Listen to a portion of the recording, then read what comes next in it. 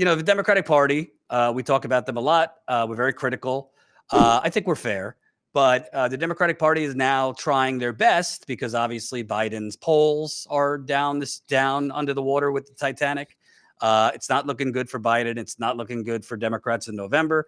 So they're trying to sell the typical speech. GDP is up, record number of jobs, blah, blah, blah, blah, blah. We talked about some of this last week, that they're trying to put lipstick on a pig and dress up this economy as booming and wonderful and, whatever. But this was a new one. This was Chuck Schumer on the Senate floor, somehow invoking Ronald Reagan as the measuring stick for how great the Democratic Party is doing on the economy. Colin, if we could play this. The Federal Open Market Committee was perhaps the most optimistic, forecasting a growth rate of about 4.3%. They were all wrong. The U.S. economy shattered most expectations and grew at the amazing rate of 5.7%. The strongest rate since the time of Ronald Reagan. And, Mr. President, this was no accident. Far from it. Last year's historic turnaround is a reminder that the right leadership in government matters. Democrats promised in 2020 to fix Donald Trump's utter mismanagement of the COVID crisis and get our country back on track. And a year later, after securing the strongest growth rate in decades, Democrats are delivering on that promise.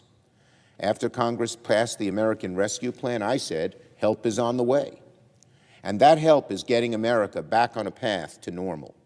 And though we still are learning to live with the virus, our economy, our communities, and our schools are better off because of vaccines, because of testing, and because of targeted legislation we passed last year, like the Restaurants Act and Save Our Stages. And I want to stress an important point that is forgotten too often. We are finally seeing wages go up at a significant rate. That's dollars in the working people's pockets. Before we get to Chucky Sleaze, he's boosting about the economy, Steve. Here's just rapid fire. Washington Post, rents are up more than 30% in some cities, forcing millions to find another place to live. This is from, 2 days ago. Rents, 30% increase. All over the country. So rents are up 30% in most cities. That's just one example. Age makes $15 an hour working from home as a medical biller while also caring for her 1-year-old son because she can't afford childcare. So that's the wonderful economy. Rents jacking up 30%. Thank you to the real estate developers who run our local and state governments.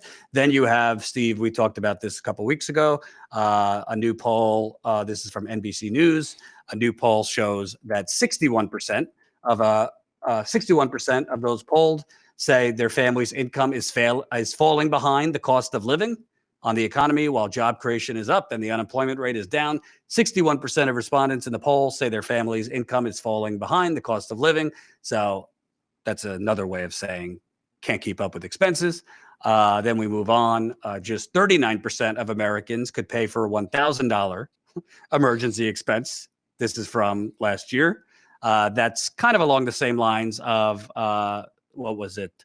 I think 40 to 50% of Americans who can't afford a $400 emergency. So all of these things, bang, bang, bang, bang, bang. Yet Schumer and the Democrats, I don't know if they think people are stupid or it's kind of like that Obama magic where if you just kind of sprinkle that economic fairy dust, don't worry that people don't feel it. Maybe they'll just believe you. What are your thoughts? Because that's a new level, invoking Reagan. Best numbers since Reagan. By the way, Colin, if you have that chart, they're invoking Reagan. Here's how the economy fared over the last 40 years, thanks to Ronald Reagan. You see that? See that orange line at the bottom? It's the bottom 90% wage. See that top curvy line, 229%? That's the top 1%. So they're invoking Reagan, Steve. Well, I don't know. 1980, what happened? He won. Well, your thoughts? Well, isn't this like the 12th term of Ronald Reagan? I mean, apparently, haven't we just had a nonstop Ronald Reagan presidency? I'm not even joking. This is literally every election cycle. We have another Reagan come through the door. Different rhetoric, different whatever, different affect, same policies, same approach, same everything. When it came to this pandemic response, we've talked about this so often that I almost feel like, you have to not be listening on purpose to not get this by now to the world, right? It's like they've obscured this so much. But the fact is that most of the monies that were spent during the pandemic went to the top of the food chain, went all the way up to the top. And what do people do that have more than enough money to pay their regular bills? It goes into the market and it makes them more money, right? A lot of these people are rentier class. They're out there renting their apartments or squatting on houses. They're driving the cost of rents up because they know that they can. And so, right here, right now, the same exact scenario where that balkanized view of society exists, where the haves are really, really raking it in big time, and the have nots are barely putzing through. I mean, a guy called me today to offer me a potential for another job. Now, I don't want it. I like the job I have, but I listened to him because why wouldn't you listen? And he offered me literally $2 an hour less than what I'm making in my current job.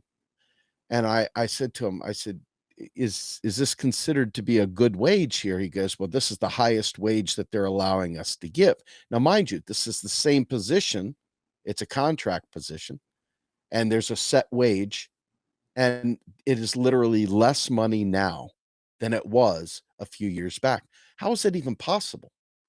It's still a highly professional, highly skilled position that requires lots of certifications and everything else, but yet now all of a sudden the wage is $2 an hour less than it was. Now, no benefits, no days off, no nothing. This is what they're replacing old work with, is shit wages with shit benefits, and you're expected to be thrilled about it. But you look at the Colin, story that you put out there, the Washington Post story, real quick. And once again, you've got a woman making $15 an hour, and the rent is going up another couple $100 a month. Her wages didn't go up. Nothing about her life got less expensive. And there's nothing. The people that own those homes, it's not like they suddenly had to pay more money for those homes. Their mortgage or whatever they have on that house is the same as it was before. Taxes didn't go up. So what exactly drove the cost of the rent up? You think about it for a minute. It really does come down to gouging, and they've made huge amounts of money through the pandemic, and now on top of it, they're going to play on that game and gouge us because they can, and it's not going to get any better. I'm furious. so what you're saying, Steve, Colin, if we could play it one more time. We are finally seeing wages go up at a significant rate. That's dollars in the working people's pockets. So what you're saying is, on paper, there's numbers going up, but those numbers aren't necessarily actually reality in terms of improving people's material lives. It's like they're numbers, but it's just bullshit categories that the Democratic Party and the Republican Party, by the way, it's not just Democrats, are pushing out there cyclically every election cycle to make it look like things are booming.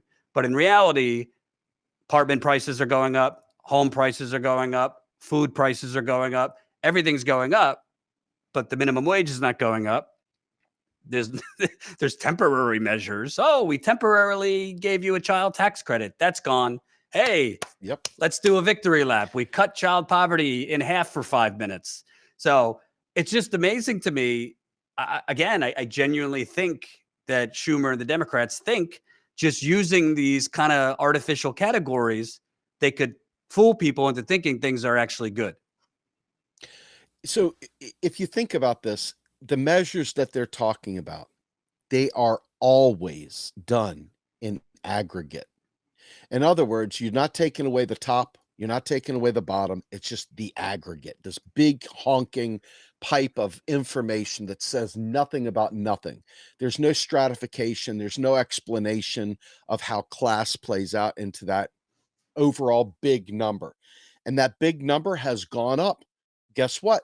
Of course it's gone up. because all of that money is in Wall Street right now. All of that money is in stock buybacks. All that money is literally in investor grade bullshit. It is not going to the people. It is absolutely 100% not going to the people. But when you take an aggregate number, you can make it say anything you'd like it to say. And Right. this is the problem.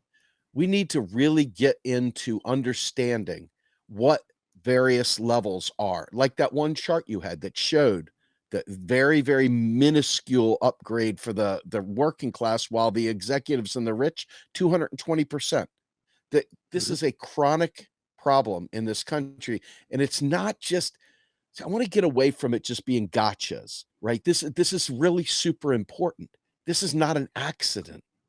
This is literally the way that the system is designed to work. Thanks for watching, and make sure to tune in to Status Coup's daily live stream Monday through Thursday at 5 o'clock Eastern Time and Fridays at 4 o'clock Eastern Time.